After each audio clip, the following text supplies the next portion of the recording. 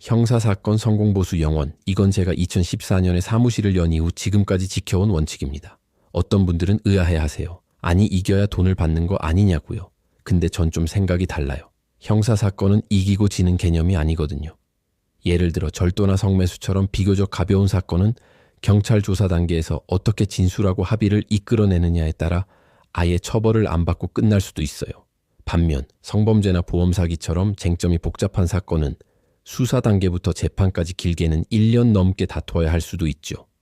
상황마다 대응 전략이 완전히 다른데 이걸 성공보수라는 틀에 맞추는 건 사건의 본질을 흐릴 수 있다고 생각했어요. 그래서 저는 처음부터 변호사가 책임져야 할 범위를 명확히 정하고 그 역할에만 집중하는 방식으로 사건을 진행해 왔습니다.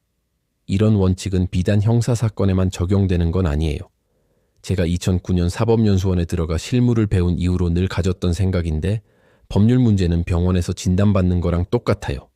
아프다고 병원 문 앞에서 증상만 말해선 정확한 진단이 안 나오잖아요.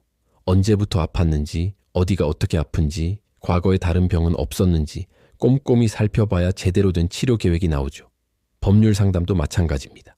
사연 몇 줄만 듣고 해결 방법을 바로 제시하는 건 사실상 불가능해요.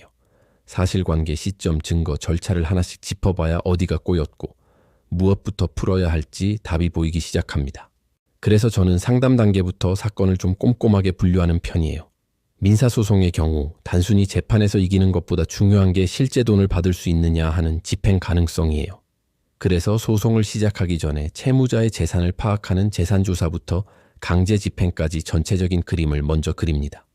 부동산 분쟁이나 전세 사기 사건은 제가 공인중개사 자격도 있다 보니 계약서의 법률적 문제뿐만 아니라 등기부 같은 권리관계까지 함께 검토해서 가장 현실적인 해결책을 찾으려 하고요.